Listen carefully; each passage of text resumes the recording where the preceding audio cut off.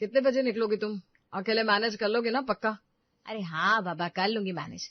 तुम मुझे एकदम बॉर्डम गवार समझते हो क्या? तुम्हारी जानकारी के लिए बता दूं, वो तुम्हारे इश्क में बेरोजगार हो गए हम, वरना बंदे हम भी थे काम के। अरे हाँ भाई, मैं कैसे भूल सकता हूँ। तुमने इतने साल शहर में अकेले रहकर जॉब की है और तुम्हें किसी की मदद की जरूरत नहीं है। एग्जैक्टली। तो तुम अपना काम संभालो, बाकी सब कुछ मैं हैंडल कर लूंगी, मेरी चिंता छोड़ दो। अरे लेकिन मैं चलूंगा तो क्या ही हो जाएगा? कहीं ऐसा तो नहीं है कि तुम मुझे अपने मायके ले जाना ही नहीं चाहती? पति की बात सुनकर गीता असहज हो गई थी। क्या तुम भी? मैं क्यों तुम्हें ले जाने से अवॉइड करूंगी? बस तुम्हारे काम की चिंता है इसलिए कहती हूँ, मैं मैनेज कर लूंगी। गीता ने रोहित को आश्वस्त कर दिया था कि वो अकेले 300 किलोमीटर की दूरी तय करके अपने मायके चली जाएगी। गीता के कहने पर हर बार की तरह रोहित ने उसे स्टेशन पर छोड़ा और वापस घर के लिए निकल गया। गीता और रोहित की लव मैरिज हुई थी। मायका और ससुराल दोनों से मीलों दूर उन्होंने अपना अलग आशियां बनाया था, जहां रोहित ऑफिस जाकर काम करता था और गीता घर पर रहकर ट्यूशन क्लासेस देती थी। सब कुछ अच्छा चल रहा था कि एक दिन गीता की माँ का फोन आता है। कैसी है बेटा? मैं ठीक हूँ माँ, तुम कैसी हो? आवाज से तो बहुत बुझी हुई सी लग रही हो। तुम्हारी तबीयत तो ठीक है ना? अरे बेटा, मेरी चिंता छोड़, मुझे क्या ही होगा। तू बता, तेरा काम कैसा चल रहा है? दामाद जी की जॉब कैसी है? बातों को टालो मत माँ। बताओ ना, सच में तुम्हारी तबीयत ठीक नहीं है ना? अब मैं दूर हूँ इसका ये मतलब नहीं कि तुम अपनी बातें मुझसे छुपाओगी। अरे बेटा, बढ़ती उम्र है, कुछ न कुछ लगा रहता है, इतनी दूर से कैसे आएगी तू? फिर तेरी क्लासेस भी डिस्टर्ब होती है। माँ, सारी दुनिया एक तरफ और तुम एक तरफ, ऐसा कैसे सोच सकती हो तुम? क्या तुम्हारी बेटी तुमसे मिलने के लिए थोड़ा टाइम नहीं निकाल सकती? चल ठीक है, जैसी तेरी मर्जी। मुझे तो अच्छा ही लगता है कि मेरे बच्चे मेरे पास रहे। अगर तू आना चाहती है तो मैं कैसे रोक सकती हूँ? तू आएगी तो मुझे तो अच्छा ही लगेगा। माँ की आवाज सुनकर गीता समझ गई थी उनकी तबीयत ठीक नहीं है, इसलिए आनंद फानन में उसने अपनी टिकट करा ली थी। गीता को स्टेशन छोड़कर रोहित वापस लौट गया था और गीता 3 घंटे में अपने मायके पहुंच गई थी। भाभी, कैसी हो आप? कितने दिनों में मिलना हुआ ना इस बार। लो, रो दिया माँ जी ने अपना दुखड़ा आपके आगे भी। जब मिलने अपनी माँ से आई हो तो ये भाभी की चिंता दिखाने का झूठा नाटक क्यों कर रही हो? जिससे मिलने आई हो उनसे जाकर उनसे दुख पूछ लो। वैसे भी आपको तो यही लगता है ना हम माँ जी का ख्याल नहीं रखते। यही देखने आई हो ना कि उनकी सेवा हो रही है कि नहीं। अरे कैसी बात कर रही हो भाभी? मैंने ऐसा कब कहा? अरे इतने महीनों के बाद यहाँ आई हूँ मैं, कौन सा रोज आकर आपको डिस्टर्ब करती हूँ? और अगर अपनी माँ से मिलने आई भी हूँ तो इसमें इतना बुरा मानने जैसा क्या है? मैं तो बस वैसे ही उनसे मिलने के लिए चली आई थी। अरे जाने दीजिए, मैं क्या जानती नहीं घंटा घंटा फोन पर क्या बातें होती रहती है। जहाँ सास ननद बैठे और बहू की बुराई ना हो, ये भला कैसे हो सकता है? एक बेटी अपनी माँ का दुख सुख पूछने के लिए मायके नहीं आ सकती क्या भाभी? आपको किसने कहा कि हम आपकी बुराई करते हैं? हाँ हाँ, आ सकती है, क्यों नहीं आ सकती। मैं भी तो यही कह रही हूँ, जब अपनी माँ का दुख सुख पूछने के लिए आई हो तो जाओ ना, वहीं जाकर बैठो। यहाँ समय क्यों खराब कर रही हो? मुझे किसी के झूठे प्यार की और सहानुभूति की कोई जरूरत नहीं है। अपनी माँ से मिलने शौक से आओ, लेकिन मुझसे सेवा करवाने की उम्मीद मत रखना। मैं यहाँ सबकी चाकरी करने के लिए नहीं बैठी हुई। भाभी की बातें सुनकर गीता का दिल छलनी हो गया था, लेकिन माँ के कारण भाभी की बातों को कड़वा घूंट समझकर उसने पी लिया और झूठी मुस्कान चेहरे पर रखकर अंदर माँ के कमरे की ओर बढ़ चली। अंदर बेड पर बैठकर गीता की माँ किताब पढ़ रही थी। अरे मम्मी, कितनी कमजोर हो गई हो, और फोन पर हमेशा यही कहती हो कि बिल्कुल ठीक हूँ। कभी खुलकर अपनी तबीयत के बारे में क्यों नहीं बताती? क्या हाल बना लिया अपना? अरे फोन पर कम से कम सच सच तो बताया करो। ये कहकर गीता माँ के गले लग जाती है। भाभी के व्यवहार से दिल तो पहले ही भरा हुआ था। माँ की हालत देखकर वो खुद को संभाल नहीं सकी और उसकी आंखें छलछला उठी। अरे पगली, कुछ नहीं हुआ, मुझे बिल्कुल ठीक हूँ। थक कर आइए, जा हाथ मुंह धो ले, मैं तेरे लिए बढ़िया सी चाय बनाकर लाती हूँ। तुझे समझाया था ना, उम्र के साथ छोटी मोटी दिक्कत लगी रहती है बेटा। अब उनका रोना लेकर बैठेगी तो तुम कैसे वहां अपना ससुराल संभालोगी? तुम्हारा दिल तो यहीं अटका रहेगा ना मायके में। इसीलिए जब बिटिया विदा हो जाती है ना, तो मायके वालों को अपनी खैरियत सोच समझ कर ही बेटियों के ससुराल पहुंचानी पड़ती है। अरे माँ, कहाँ से लाती हो तुम इतना ज्ञान? मत सोचा करो इतना, और तुम आराम करो। मैंने चाय पी ली है, तुम्हें चाय बनाने की जरूरत नहीं है। भाभी ने पहले ही मुझे चाय नाश्ता करवा दिया है। वो किसी को एक गिलास पानी देकर राजी नहीं है, वो क्या तुझे चाय नाश्ता करवाएगी? अपने मन की बात क्या कहूँ, बस बहू के कारण ही बेटियों को यहाँ आने से रोकती हूँ, क्योंकि जानती हूँ यहाँ उन्हें मान सम्मान नहीं तिरस्कार ही मिलता है। और बेचारी मेरी बेटियां मेरे मुंह में यहाँ आकर हर बार बहू के हाथों अपमान करवा लेती हैं। कहाँ खो गई माँ? अरे कुछ नहीं बेटा, मैं बस ये कह रही थी कि भाभी के हाथ की चाय तो तूने पी ली, अब इतने दिनों बाद आई है, एक कप चाय माँ के हाथ की भी तुझे पीनी ही पड़ेगी। और मैं कोई बीमार नहीं हूँ जो हर समय बिस्तर पर पड़ी रहूं। अपने छोटे मोटे सारे काम आज भी मैं अपने हाथों से ही करती हूँ, इसलिए मुझे बूढ़ा समझने की गलती मत करना। अरे माँ, बूढ़ी हो आपकी दुश्मन। अच्छा ठीक है, अब तुम इतनी जिद कर रही हो तो पिला दो अपने हाथ की स्पेशल चाय। वैसे भी कहाँ रोज रोज मौका मिलता है तुम्हारे हाथ की चाय पीने का। गीता की माँ जाकर रसोई में चाय बना रही थी कि तभी बहू वहां आ जाती है। ये लो जी, वैसे तो बीमारी का बहाना बनाकर 24 घंटे खटिया में पड़ी रहती है, बेटी आई है तो उसके लिए चाय नाश्ते भी बनेंगे, पकवान भी तैयार हो जाएंगे। अब तो शरीर से ताकत फूट रही होगी ना आपकी माँ जी, ठीक कहा ना मैंने? अरे घर के दरवाजे पर कोई दुश्मन भी आ जाए ना तो इंसान उसे भी चाय पानी पूछ लेता है। तेरी ननद आई है, वो भी इतने महीनों के बाद, क्या एक कप चाय भी नहीं पिला सकती तुम उससे? कौन सा रोज रोज आती है वो यहाँ? माँ जी, आपकी प्रवचन से मुझे कोई फर्क नहीं पड़ने वाला। पहले ही बहुत काम है मेरे पास, अब और सरदर्दी मुझसे बर्दाश्त नहीं होगी। आपकी बेटे के लिए पकवान और व्यंजन बनाकर परोसने की क्षमता नहीं है मुझमें। अगर आपकी बेटी यहाँ का बना रूखा सूखा खा सकती है तो ठीक है, नहीं तो कहिए अगली गाड़ी पकड़कर रवाना हो जाए। बहू के मुंह से ऐसी बात सुनकर सास कमला का मन धक से रह गया था। बस बहू के इसी रवैये के कारण मैं नहीं चाहती मेरी बेटी मुझसे मिलने यहाँ आए। मेरी बेटी को ये सब ना देखना पड़े, इसलिए मैं अपनी तबीयत के बारे में भी खुलकर नहीं बता पाती। वो बेचारी यहाँ आती है मेरे साथ थोड़ा समय बिताने, मेरे दुख बांटने, लेकिन बदले में दुखी होकर ही लौटती है।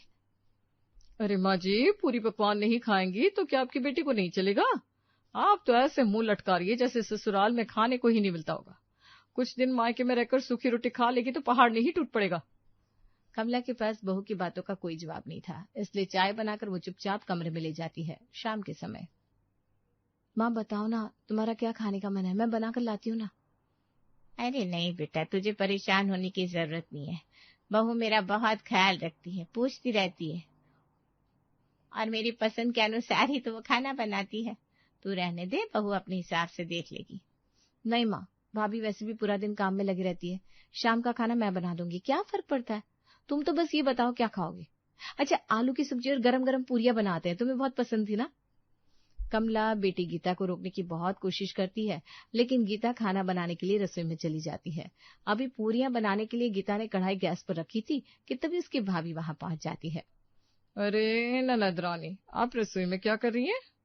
अरे भाई, मेहमान है, आप मेहमान बनकर रहो ना। ये मेरी रसोई में आकर सामान के साथ छेड़छाड़ करने का क्या मतलब है? भाभी आप मुझे गलत समझ रही हो, मैं कोई छेड़छाड़ नहीं कर रही हूँ, और ना ही मैं यहाँ पर आपसे कोई सेवा करवाने आई हूँ। खाली बैठी थी तो सोचा आपकी खाना बनाने में मदद कर देती हूँ। आज आपने सोचा तो सोचा, लेकिन आगे से यूं मेरी रसोई में मुझसे पूछे बिना घुसना मत। एक बार रसोई में घुसने से पहले आपको मुझसे पूछ तो लेना चाहिए था। और वैसे भी मेरी रसोई में कोई और आकर हाथ लगाए मुझे पसंद नहीं है। मुझे खाना बनाने के लिए किसी की मदद की जरूरत नहीं है, मैं अपने हिसाब से देख लूंगी। आप जाइए, माँ जी के साथ बैठिए। अच्छा कोई बात नहीं, आप खाना अपने हिसाब से बना लो, मैं आपकी मदद करवा देती हूँ।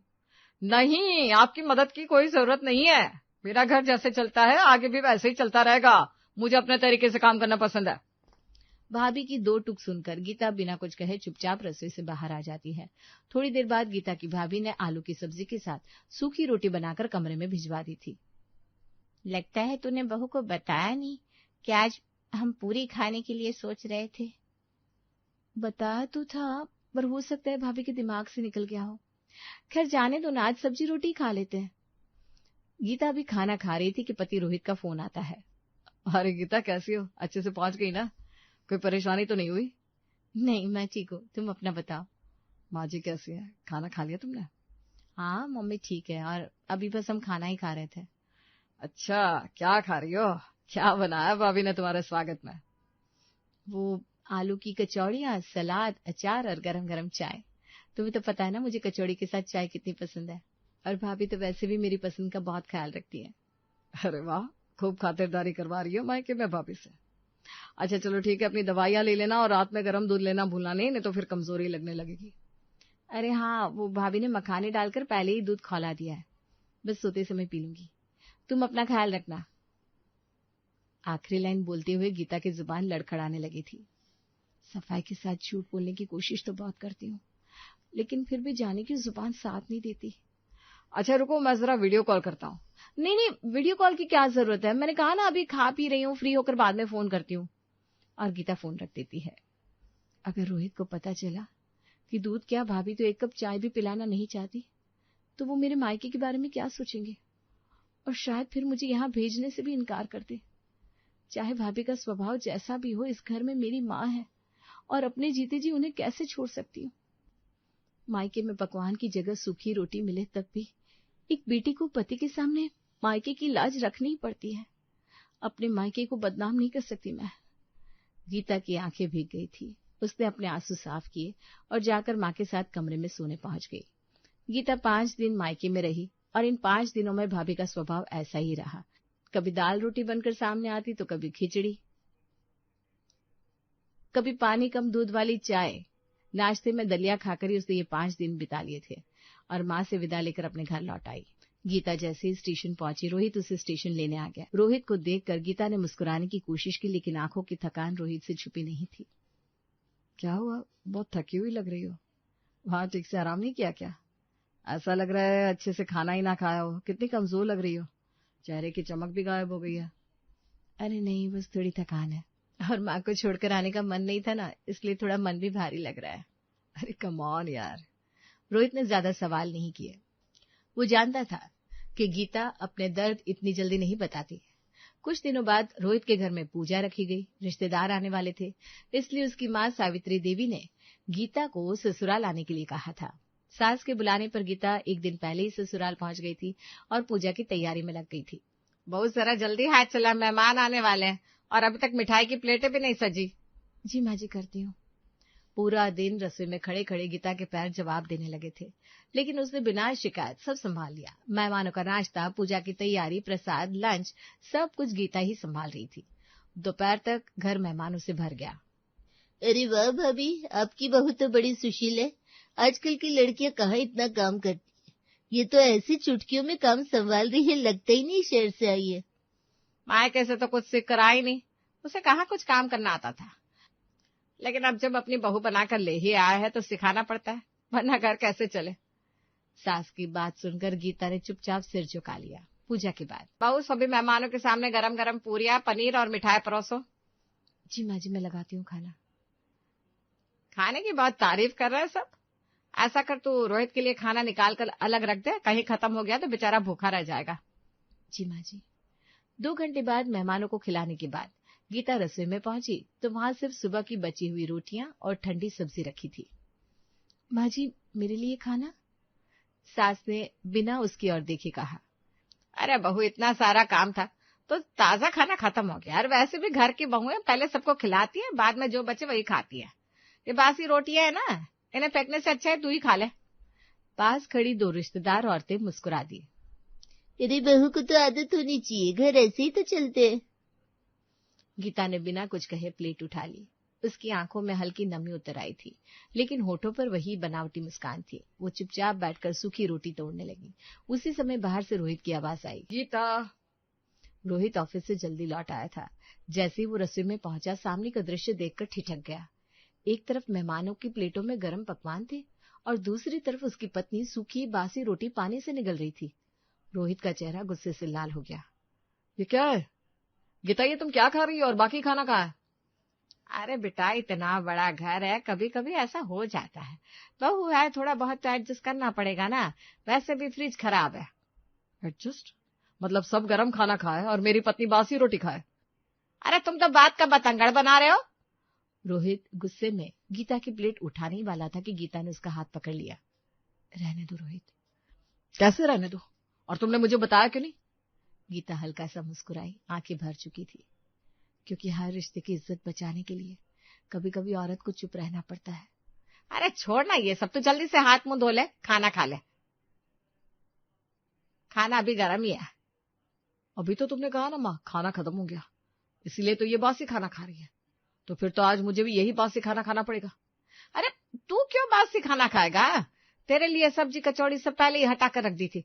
तू बस हाथ मुंह धोकर आ, उसके बाद खाना खाएंगे। मतलब अभी आपने कहा खाना खत्म हो गया और... अरे ऐसे कैसे खत्म हो जाने देती? तेरे लिए पहले ही बचा कर रख लिया बेटा। इसका मतलब आपने मेरे लिए तो ताजा खाना रखा और मेरी पत्नी को बासी खाना दिया। क्यों? क्या उसके लिए आप थोड़ा खाना निकाल कर नहीं रख सकती थी? रोहित जाने दो ना, मुझे माँ जी से कोई शिकायत नहीं है। मैंने ही उनसे कहा था कि मैं बासी खा लूंगी। चुपचाप मेरे साथ खाना खाओ, हटाओ ये सब। कुछ देर बाद कमरे में, मैं कभी सोच भी नहीं सकता था कि मम्मी ऐसा भेदभाव करेगी। अगर मैं अपने मायके की इज्जत रखने के लिए 5 दिन सूखी रोटी खाकर भी वहां के खाने को कचौड़ियां और मखाने वाला दूध कह सकती हूँ, तो बहू बनकर अपने ससुराल की इज्जत रखने के लिए कि सिर्फ बासी रोटी नहीं खा सकती? जितना मेरा मायका मेरा अपना है, उतना ही ससुराल भी है। और शायद माँ जी भी बस मेहमानों के सामने खाना कम ना हो जाए, इसलिए मुझसे कहा कि मैं बासी खाकर काम चला लूं। इतना कहकर गीता की आंखों से झरझर आंसू गिर पड़े। औरत चाहे बेटी हो या बहू, दोनों घरों की लाज बचाते बचाते अक्सर अपनी भूख, अपना अपमान और अपना दर्द चुपचाप निकल जाती है। सावित्री देवी की नजरें झुक गई।